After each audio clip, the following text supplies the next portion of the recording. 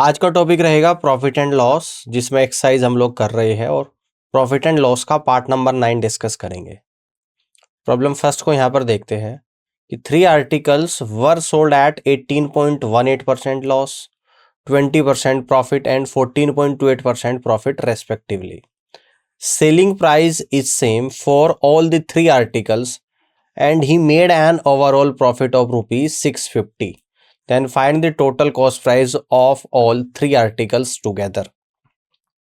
3 वस्तुओं को पहली को 18.18% के नुकसान पर, दूसरी को 20% प्रॉफिट पर और तीसरी को 14.28% प्रॉफिट पर बेचा जाता है। तीनों वस्तुओं का विक्रय मूल्य क्या है? बराबर है और तीनों वस्तुओं पर ओवरऑल 650 रुपये का लाभ होता है। तो find the total cost price of all 3 articles together, यानी कि तीनों वस्तुओं का एक साथ कुल क्रय मूल्य बताना है कि क्या होगा। देखिएगा ध्यान से, सबसे पहले आप लोग मुझे बताएंगे कि 18.18% की फ्रैक्शन वैल्यू क्या होती है। तो आपने पढ़ा होगा 9.09%, ये मैंने ऑलरेडी बता रखा। इसकी फ्रैक्शन वैल्यू होती है 1/11। तो 18.18% की फ्रैक्शन वैल्यू हो जाएगी 2/11, ठीक है ना। दूसरा परसेंटेज है आपका 20%, 20% की फ्रैक्शन वैल्यू 1/5 होती है।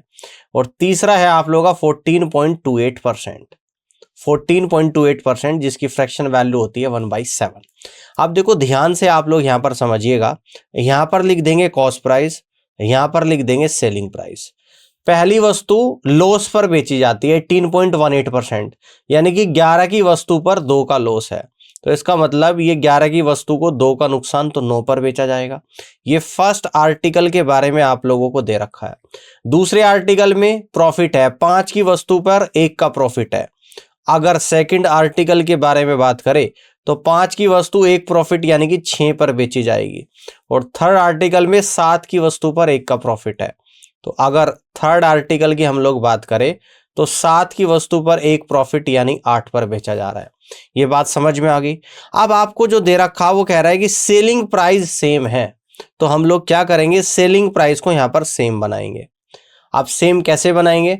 तो सबसे पहले आप लोग करेंगे कि एलसीएम ले लेंगे। किसका एलसीएम? 9 का, 6 का और 8 का, यानी कि एलसीएम ऑफ 9, 6 और 8।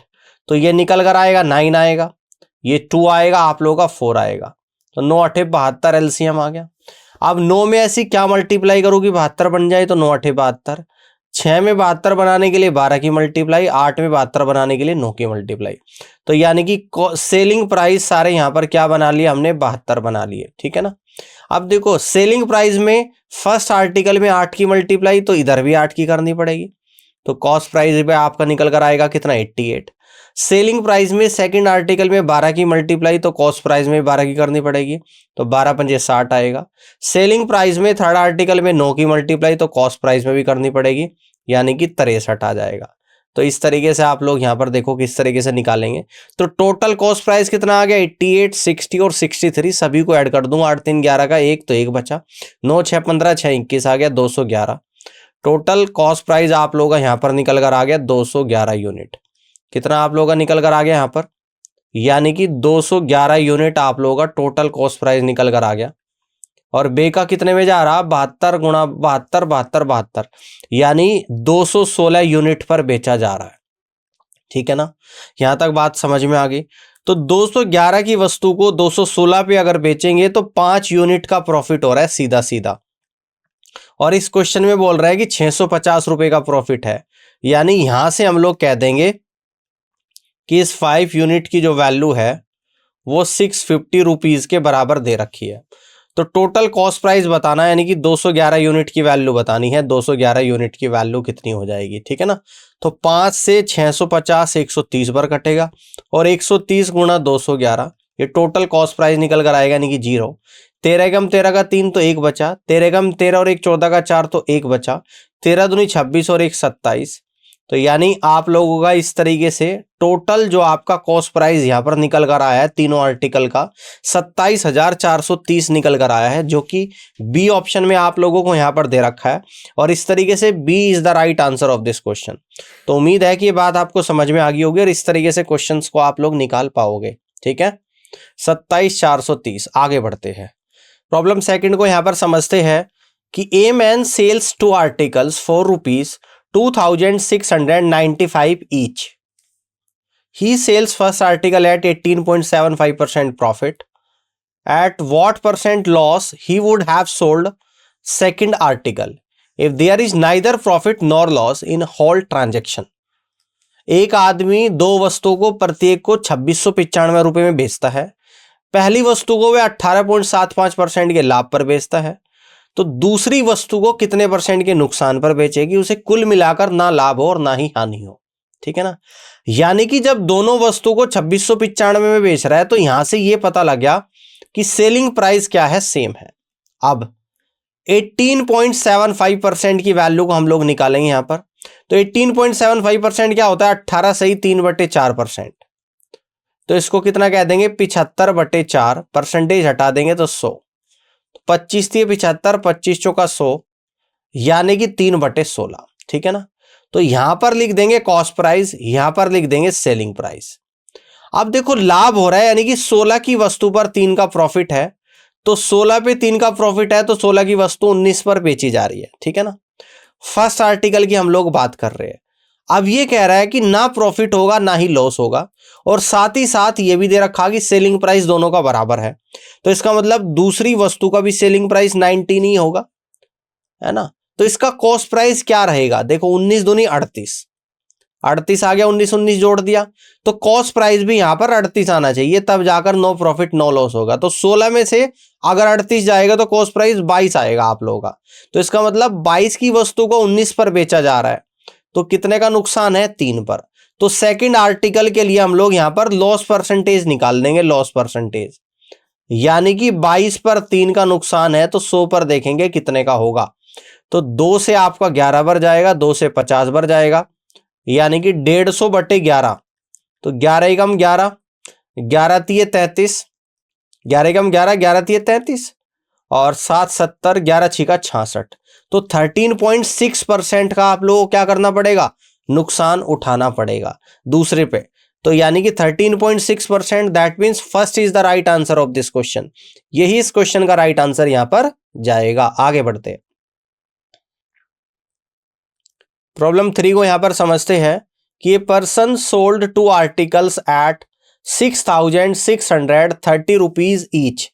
One the first article he gets 27.5% profit, but he sold the second article in such a way that overall he would get no profit nor loss. Find the difference between the cost price of both the article.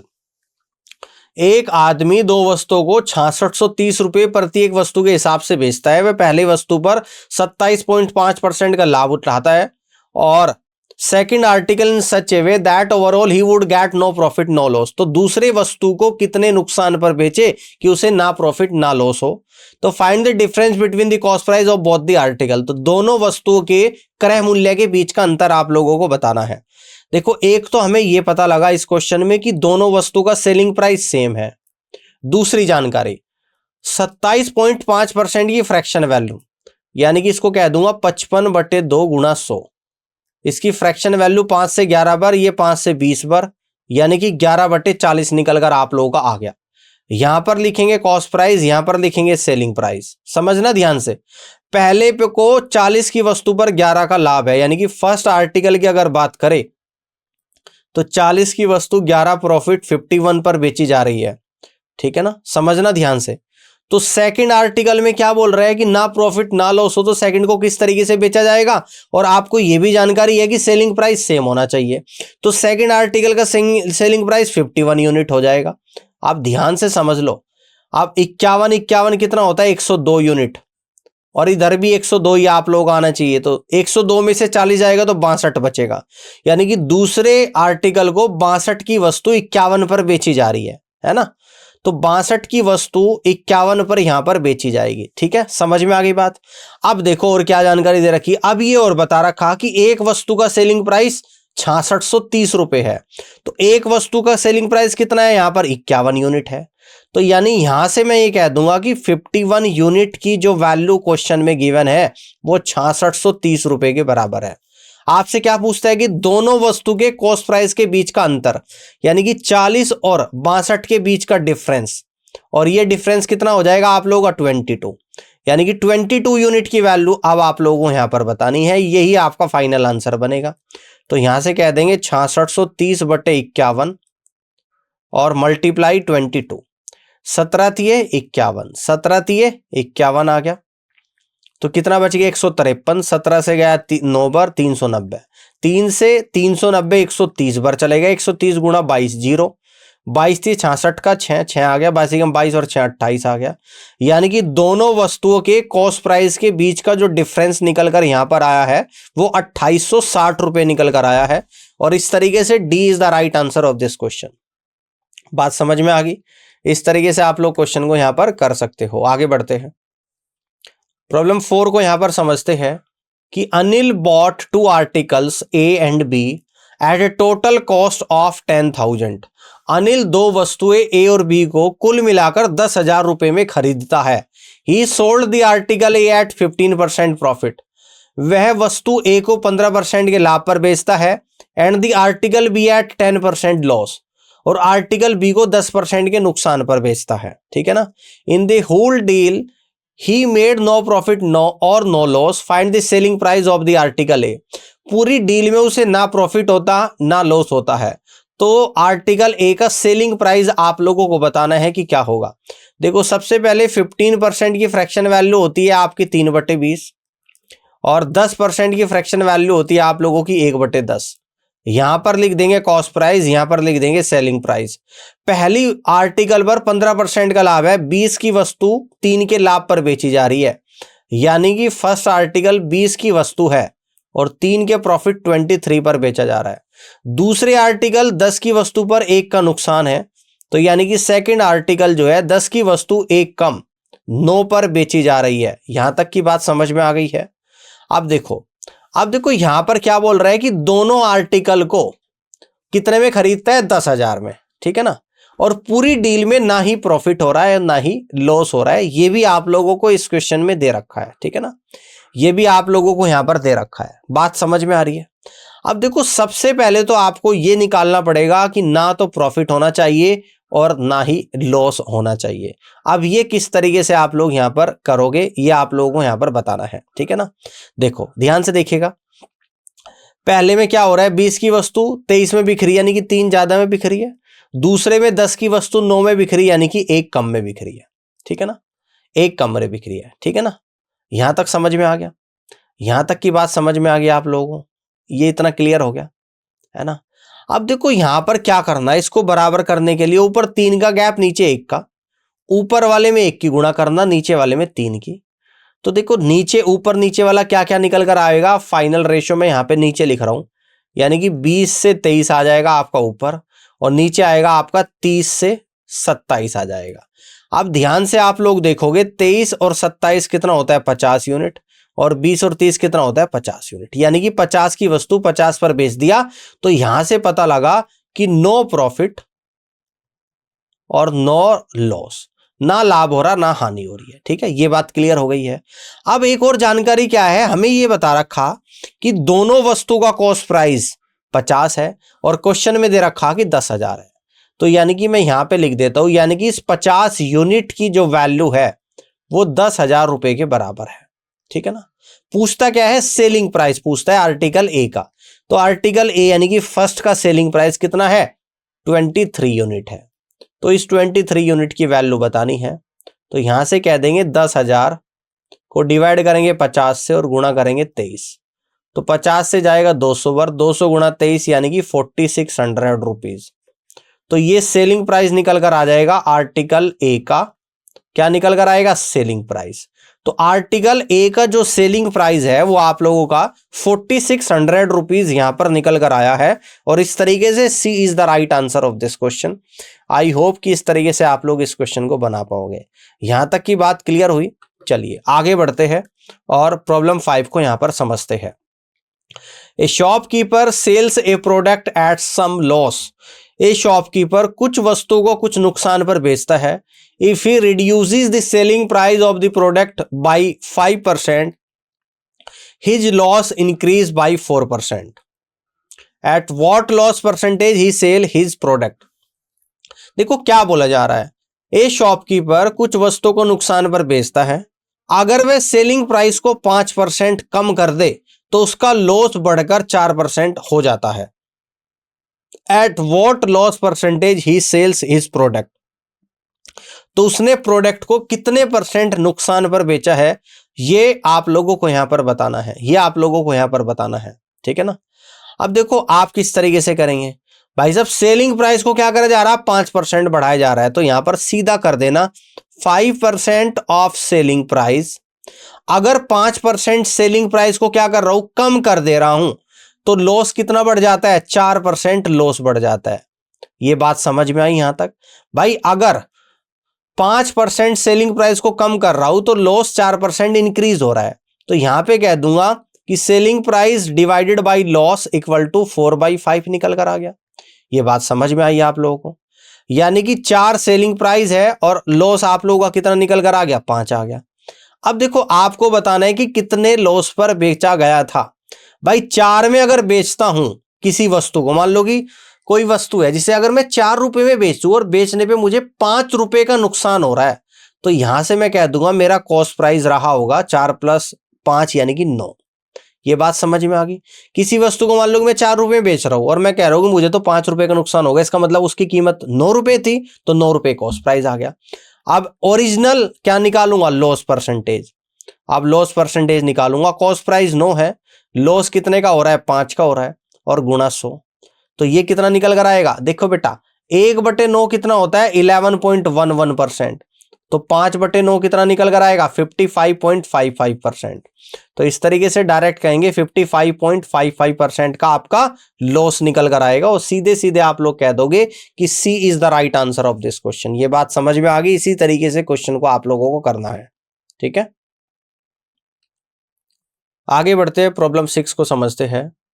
A fruit seller buys X guava for Y rupees and sells Y guava for X रुपी.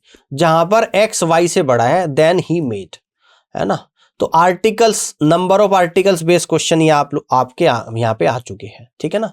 यानी कि x गवावा है, यहां पे तो लिख देता हूं article. समझना ध्यान से, इस तरीके के बहुत सारे क्वेश्चन डिस्कस करेंगे. और यहां पे लिख देता हूं प्राइस. कितने गवावा, एक्स गवावा. इन्हें कितने करता है, खरीदता है कितने में, वाई रुपए में खरीदता है. ये तो है इसका कॉस्ट प्राइस. अब आगे क्या बोल रहा है कि वाई गुआवा है और एक्स रुपए में क्या करता है, बेचता है एक्स रुपए में. तो ये क्या है, इसका यहां पर सेलिंग प्राइस है. ठीक है ना. अब देखो ऐसे क्वेश्चंस में सबसे पहले मान लो कि मैं कहूं कि मैंने 2 एप्पल 10 रुपए के खरीदे और मैंने 3 एप्पल को 11 रुपए में बेच दिया, तो कैसे प्रॉफिट निकालोगे भाई. 2 खरीद रहा 3 बेच रहा, तो कुछ कंपैरिजन तो नहीं हो रही. अगर मैं यही कह दूं कि मैं 6 एप्पल 10 रुपए खरीद रहा हूं और 6 एप्पल को 12 में बेच रहा हूं, तो इजिली निकाल पाओगे. यानी कि प्रॉफिट एंड लॉस निकालने के लिए सबसे पहले नंबर ऑफ आर्टिकल्स को इक्वल करो, तब निकलेगा. तो नंबर ऑफ आर्टिकल्स ऊपर एक्स है नीचे वाई है, तो बराबर करूंगा ऊपर वाई की मल्टीप्लाई नीचे एक्स की. तो प्राइस में भी इधर मल्टीप्लाई करनी पड़ेगी, ऊपर वाई की और नीचे एक्स की करनी पड़ेगी. ठीक है ना, नीचे आपको एक्स की करनी पड़ेगी. ठीक है. तो देखो ऊपर तो आ गया वाई स्क्वायर और नीचे आ गया आपका एक्स स्क्वायर, और इधर आर्टिकल ऊपर आ गया एक्स वाई और नीचे आ गया आप लोगों का एक्स वाई. अब एक्स वाई आर्टिकल को वाई स्क्वायर में खरीद रहा हूं और एक्स वाई आर्टिकल को एक्स स्क्वायर पर बेच रहा हूं, जहां पर क्वेश्चन में गिवन है कि एक्स वाई से बड़ा है ना. कौन सा बड़ा है, एक्स बड़ा, यानी कि वाई से एक्स बड़ा, तो इसका मतलब मुझे प्रॉफिट हो रहा है. अब देखो प्रॉफिट कितने का हो रहा है वो हम लोग निकाल देंगे. तो प्रॉफिट परसेंटेज क्या होता है, नीचे तो आएगा आप लोगों का कॉस्ट प्राइस. कॉस्ट प्राइस क्या है नीचे, यानी कि वाई स्क्वायर, और ऊपर आएगा प्रॉफिट, यानी कि सेलिंग प्राइस में से कॉस्ट प्राइस को माइनस करेंगे तो एक्स स्क्वायर माइनस का वाई स्क्वायर, और परसेंटेज निकालेंगे तो गुणा 100. तो यही आपका आंसर आएगा. यानी कि लॉस वाले ऑप्शन तो दोनों कट जाएंगे, यहां पर ए और सी तो होगा ही नहीं. अब प्रॉफिट आपको हो रहा है x square minus y square upon y square, ये भी नहीं होगा. तो इसका मतलब आपको सीधा नजर आ रहा है कि D is the right answer of this question. X square minus y square divided by y square into 100% का आप लोगों को यहाँ पर प्रॉफिट होगा, और यही इस क्वेश्चन का करेक्ट आंसर यहाँ पर बनेगा. ठीक है ना. ये बात समझ में आ गई आप लोगों को. तो इस तरीके से क्वेश्चन को आप लोग यहाँ पे कर पाओगे. ठीक है ना. आगे देखते हैं प्रॉब्लम 7 को, यहां पर समझते हैं कि a person bought some articles at 23 rupees 4 and sold them at a rate of 20 rupees 23, find is profit and loss percentage.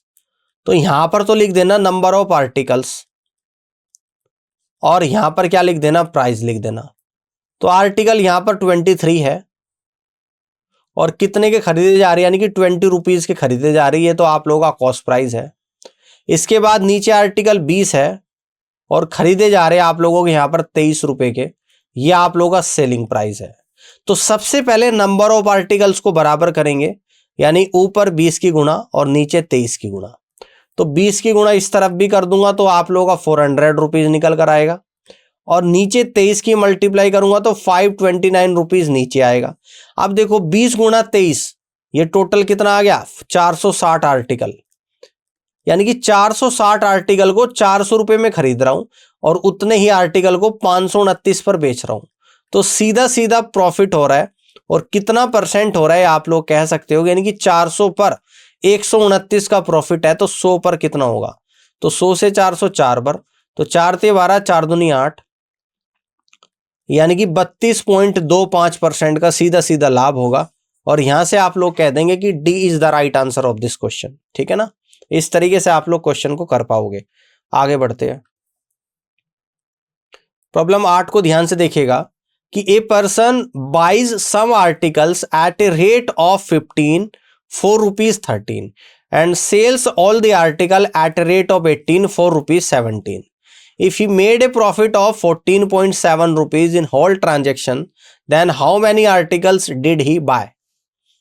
एक आदमी 13 रुपए में 15 वस्तुएं खरीदता है और 17 रुपए में 18 वस्तु बेचता है, और इस तरीके से उसे कुल ट्रांजैक्शन पर 14.70 रुपए का लाभ होता है।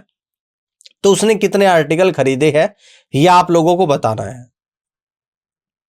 यहां पर लिखेंगे आर्टिकल्स और यहां पर लिख देंगे प्राइस। ठीक है ना, अब देखो 15 आर्टिकल है और जी 13 रुपए में क्या कर रहा है, खरीद रहा है, तो ये तो आ गया कॉस्ट प्राइस। अब 18 आर्टिकल है और इनको 17 रुपए में बेच रहा है, और ये आ गया आप लोगों का सेलिंग प्राइस। सबसे पहले प्रॉफिट एंड लॉस निकालने के लिए आप लोग क्या करोगे, नंबर ऑफ आर्टिकल्स बराबर करोगे। तो कैसे करेंगे, 15 में 6 की गुणा कर दो तो 90 आ जाता है, और 18 में 5 की करो तो 90 आ जाता है, यानी कि नंबर ऑफ आर्टिकल्स दोनों जगह 90 90 आ गए। अब इस 6 की गुणा यहां पर भी करोगे, 13 6 का 78 आ गया आप लोगों का, और इस 5 की गुणा अगर यहां पर भी करोगे तो 17 पंजे 85 रुपए आ गया। समझ में आ गई।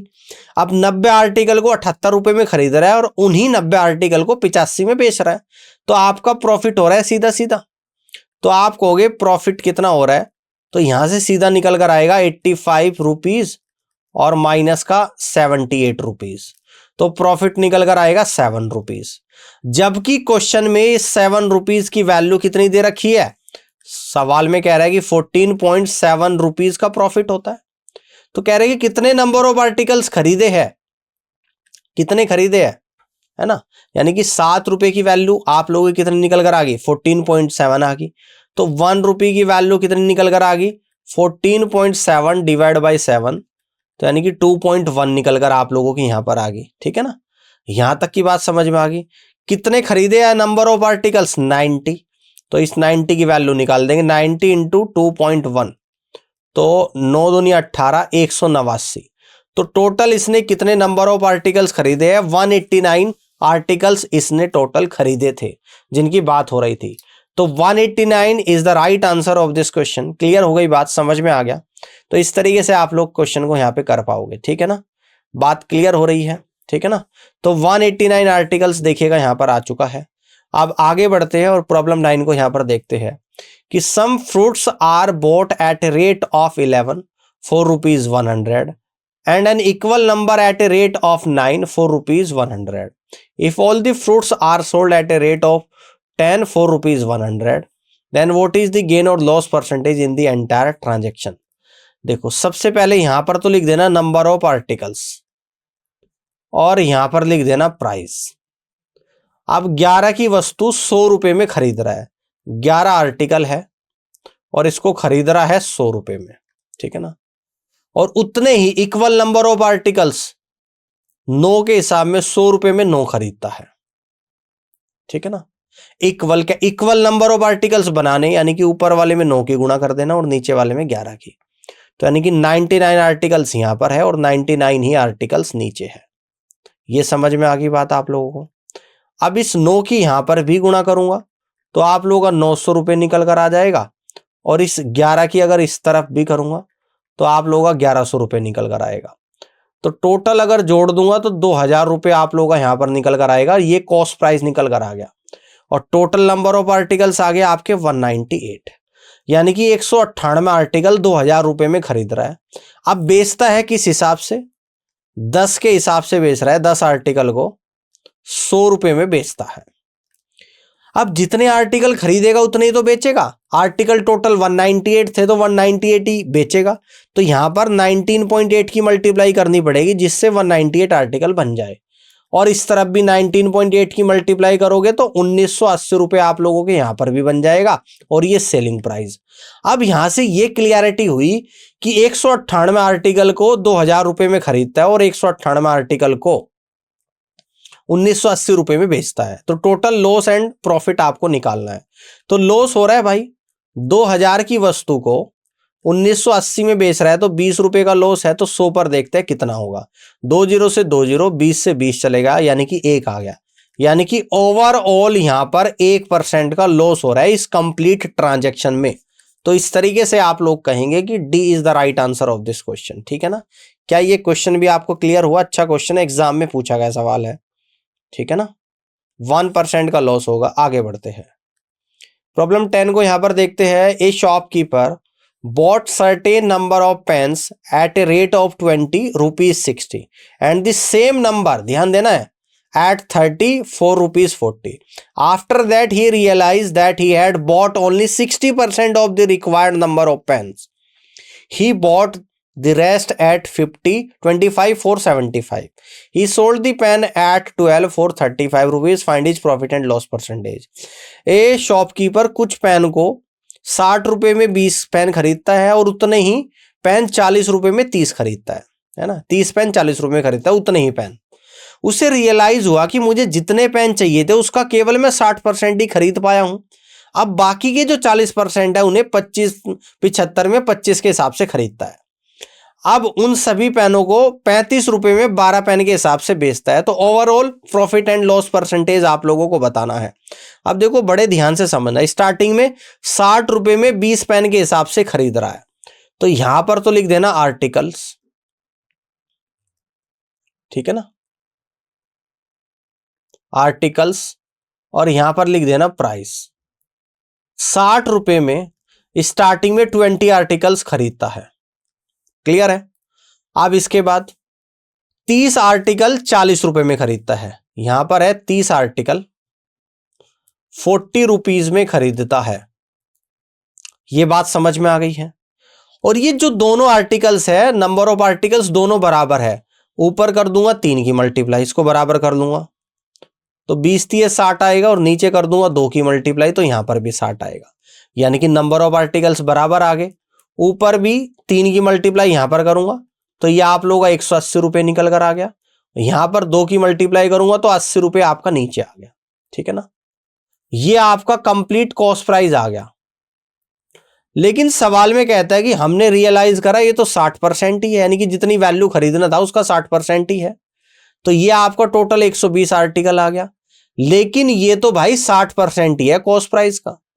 अगर 60% की वैल्यू 120 है तो 40% वस्तु और खरीदनी पड़ेगी, जिनकी वैल्यू कितनी हो जाएगी 80, यानी कि 80 आर्टिकल्स और खरीदने पड़ेंगे।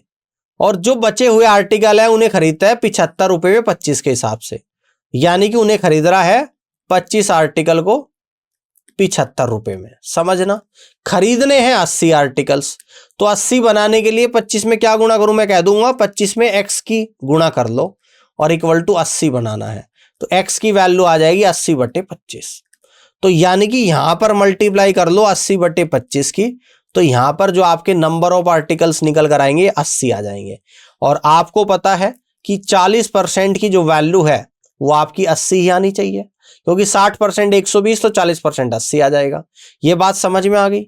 अब जिस गुणा को हमने नंबर ऑफ आर्टिकल्स में करा है उसे इस तरफ भी करेंगे, यानी कि 80/25 की गुणा इधर भी करूंगा, तो 25 तिये 75, 80 तिये 240 रुपए यहां पर भी आ गया। तो ये भी आप लोगों का क्या है, कॉस्ट प्राइस है, ठीक है ना। अब क्या बोल रहा है, अब यहां पर क्वेश्चन में बोल रहा है कि बेचता है 35 रुपए में 12 आर्टिकल, यानी कि 12 आर्टिकल को 35 रुपीज में बेच रहा है, और ये आप लोगों का सेलिंग प्राइस है। टोटल नंबर ऑफ आर्टिकल्स कितने हो गए, 120 और 80 200 हो गए। बेचने कितने थे, 200। तो 200 कैसे आ जाएंगे, यानी कि 200/12 से इस तरफ गुणा कर लो, 200 आ जाएगा, और 200/12 से इधर भी गुणा कर लो, ठीक है ना। तो ये कितना आएगा, 4 तिये 12 और 4 से जाएगा 50 बार, यानी कि 1750/3 रुपया आप लोगों का यहां पर आ गया। अब प्रॉफिट एंड लॉस बताओ, तो टोटल कॉस्ट प्राइस निकाल लेंगे। ध्यान से देखो भाई, टोटल 200 आर्टिकल्स है ये, और टोटल कॉस्ट प्राइस आप लोगों का ये आ गया, कितना आ गया, 180 और 80, यानी 260 और 40, 500 रुपए आ गया। और टोटल सेलिंग प्राइस क्या है, अभी तो आपने देखा है, टोटल 200 आर्टिकल्स को कितने में बेच रहा है, 1750/3 में बेच रहा है, ठीक है ना। तो लाभ हो रहा है, कितना हो रहा है, लाभ हो रहा है भाई 500 से ज्यादा में बिक रही, तो कितना प्रॉफिट होगा, नीचे तो कॉस्ट प्राइस 50, ऊपर आएगा सेलिंग प्राइस और माइनस का कॉस्ट प्राइस मल्टीपल बाई 100, यानी कि 250/3 इंटू 500 मल्टीपल बाई 100, 250 से 500 2 टाइम्स, यानी 100/6 आ गया। और 100/6 क्या होता है आप लोगों का, 16/2/3% का प्रॉफिट हो रहा है। तो इस तरीके से आप लोग कह सकते हो कि कुल मिलाकर इस तरीके से कंप्लीट ट्रांजैक्शन में 16/3% का लाभ हो रहा है। तो 16/3% का क्या हो रहा है, प्रॉफिट हो रहा है। तो यहां से हम लोग कहेंगे कि C is the right answer of this question, ठीक है ना। C is the right answer of this question. I hope कि ये सेशन आप लोगों को पसंद आया होगा, और इस पूरे लेक्चर को देखने के लिए आप सभी का बहुत बहुत धन्यवाद।